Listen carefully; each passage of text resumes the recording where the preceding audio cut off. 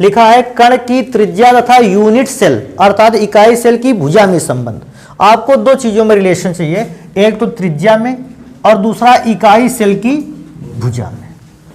बेटा देखो ये सरल इकाई सेल है, सिंपल या प्रिमिटिव यूनिट सेल, और ऐसे यूनिट सेल में अवयवी कण केवल कोनों पर होते हैं।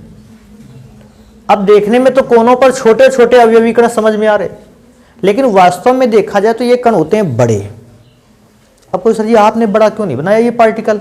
बेटा अगर हम बड़े पार्टिकल बना देते तो ये कण इतना बड़ा बनाते, ये कण इतना बड़ा है, कुछ कण तो पीछे छिप ही जाते इसके। तो अगर मैं इसके इस भाग को देखो ध्यान से, क्या ऊपर छत वाला भाग दिखाई दे रहा है?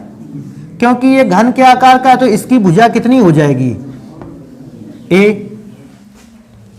अगर इसकी घन की भुजा ए है और इसकी छत को उठाकर मैं देखो यहां रख दिया मैंने, और ये जो गोले छोटे थे वो गोले वास्तव में इस आकार के होते हैं कि छत के जो गोले होंगे चारों वो एक दूसरे को क्या कर रहे होंगे? स्पर्श कर रहे होंगे। यहां पर जरूर छोटे बनाने पड़ते हैं, लेकिन अगर मैं इसी चीज को इस छत वाले हिस्से को यहां रख दूं, अर्थात ये है ए, ये है बी, ये है सी डी, तो मैंने यहां रख दिया ए बी सी डी। समझ पा रहे हो कौन से हिस्से की बात हो रही है? और अवयवीकरण जो छोटा गोला दिखाई दे रहा है ये वास्तव में बड़ा गोला है।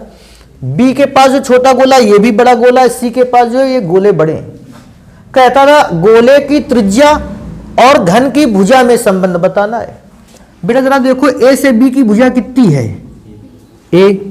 तो ये टोटल भुजा तो आपके लिए या सॉरी इस घन के लिए, आपके लिए नहीं, इस घन के लिए ए है। अच्छा इस गोले की त्रिज्या क्या मानोगे? तो गोले की त्रिज्या को हमेशा कितना मानते रहे? आर। सोचो अगर यहां से यहां तक के गोले की त्रिज्या आर है तो क्या ये गोले की त्रिज्या नहीं है? ये भी तो गोले की त्रिज्या आर है। क्या कोई बता सकता है ए की वैल्यू कितने आर के बराबर है? 2r। मतलब यहां लिख लेते हैं ए की वैल्यू है 2r के बराबर, तो r की वैल्यू किसके बराबर हो जाएगी? a/2। आपको ये तैयार कर लेना है कि सिंपल या प्रिमिटिव यूनिट सेल या सरल इकाई सेल में त्रिज्या का जो मान होता है, गोले की जो त्रिज्या होती है वो घन की भुजा की आधी या इकाई सेल की भुजा की आधी होती है। कैलकुलेशन कोई खास तो नहीं रहा नहीं जो आपके दिमाग से बाहर चला जाए। नेक्स्ट पे आ जाते हैं, कठिन है, ध्यान से देखना। फेस सेंटर्ड इकाई सेल है, यूनिट सेल है। फलक केंद्रित भी इसको कहते हैं। फलक केंद्रित में होता क्या है? कोनों पर तो गोले होते ही होते हैं, क्रिस्टल की समस्त दीवारों पर एक एक गोले होते हैं। अब देखो अगर मैं इसकी छत को नाम दे देता हूं ए बी सी डी, तो मैं छत को देखो ऐसा बना पा रहा हूं। ये ए है, ये बी है, ये सी है, डी। कुछ बच्चे इस बात से परेशान होंगे सर जी ए वाला गोला नहीं बनाया। बेटा बना लोगे तो भी कोई खास फर्क पड़ेगा नहीं, यूज उसका है ही नहीं। अगर आपको फिर भी लगेगा तो मैं बना दूंगा ऐसा कि यहां पर एक गोला था और सी वाले की भी जरूरत नहीं है, आप चाहोगे तो वहां के गोले बना देंगे, कोई फर्क पड़ता नहीं। ध्यान से देखना हमने कौन, अच्छा ये घन है तो घन की भुजा कितनी होगी? ए। ये भी तो घन की भुजा है ए। अब गणित का थोड़ा सा यूज यहां पे, अगर ये भुजा ए है, घन की ये भुजा ए है, तो घन का ये जो विकर्ण आपको दिख रहा है छत का, ये कितना होना चाहिए? तो कहोगे सर जी अगर ये ए है, ये ए है, लंब ए है, आधार ए है, कर्ण हम 2 मिनट में निकाल देंगे। कर्ण का स्क्वायर बराबर लंब का वर्ग प्लस, इसको सॉल्व करोगे तो ए स्क्वायर, कर्ण का स्क्वायर बराबर ए स्क्वायर प्लस ए स्क्वायर, 2a स्क्वायर कर्ण निकलेगा, कर्ण का स्क्वायर 2a स्क्वायर, तो कर्ण कितना हो जाएगा? a√2। और वैसे इंटर में हो देखते ही एक नजर में आ जाना चाहिए कर्ण a√2 होता है। उसने कहा कर्ण a√2 है, हमने कहा कर्ण a√2 नहीं है। देखो कितना है कर्ण, यहां से यहां तक की डिस्टेंस क्या है? r। मानते हो कि नहीं मानते हो? यहां से यहां तक की डिस्टेंस कितनी है? r। फिर यहां से यहां तक की डिस्टेंस r, फिर यहां से यहां तक की डिस्टेंस r। तो कितनी रेडियस आपने पार की कर्ण को चलते समय? 4r। क्या ये बात समझ पा रहे हो? उसके हिसाब से कर्ण है a√2। अकॉर्डिंग टू अगर हम साइड देखें, भुजा देखें, तो a√2 है कर्ण, लेकिन त्रिज्याओं के बेसिस पर अगर चलते हैं तो 4r है कर्ण। अगर दोनों ही कर्ण है तो आपस में बराबर होने चाहिए। बेटा r की वैल्यू क्या बताओगे? r is equal to a√2/4। ये आपको वैल्यू तैयार करके रखनी है। 4 मल्टीप्लाई पे है, नीचे आ जाएगा काहे में? डिवाइड पे। नेक्स्ट पे चलते हैं। अब नेक्स्ट पे अगर चले तो नेक्स्ट को समझना, जितना नेक्स्ट नेक्स्ट नेक्स्ट जाओगे समझना थोड़ा सा कठिन हो जाएगा। हालांकि मैं क्या कहता हूं कि इंटरमीडिएट का बच्चा अगर थोड़ी सी भी अच्छी मैथ पढ़ रखी है, उसको ये सारी चीजें सॉल्व करने की जरूरत नहीं। ध्यान दो इस पे। बेटा इस घन की भी भुजा कितनी है? a।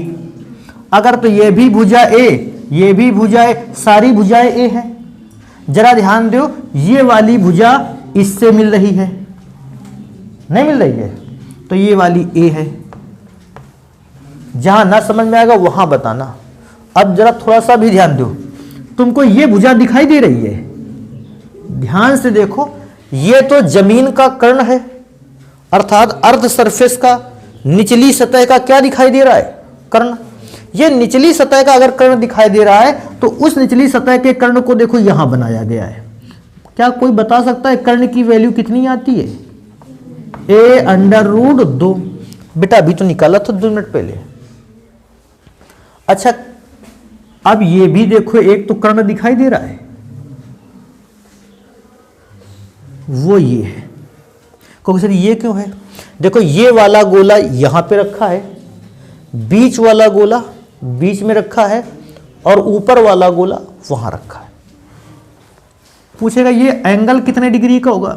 नॉर्मल से कमरे पर अगर बात करें तो ये एंगल दीवार का है, ये फर्श का है, तो दीवार और फर्श के बीच में 90 डिग्री का एंगल होता है। अर्थात ये 90 डिग्री का एंगल है, ये 90 डिग्री का एंगल है। ये हो गया लंब, ये हो गया आधार, और हमको क्या निकालना है? कर्ण। लंब और आधार पर फिर से वही लगाएंगे पाइथागोरस थ्योरम और निकालेंगे कर्ण। मैं थोड़ा सा देखो बताता हूं। कर्ण का स्क्वायर बराबर लंब अर्थात a का स्क्वायर, आधार अर्थात a√2 का स्क्वायर, नीचे कर्ण का स्क्वायर बराबर a square plus 2a square, दोनों जुड़ जाएंगे 3a स्क्वायर। लेकिन 3a स्क्वायर कर्ण के स्क्वायर की वैल्यू है, तो कर्ण के स्क्वायर का वर्गमूल लेंगे कर्ण, और 3a के स्क्वायर का वर्गमूल लेंगे a√3।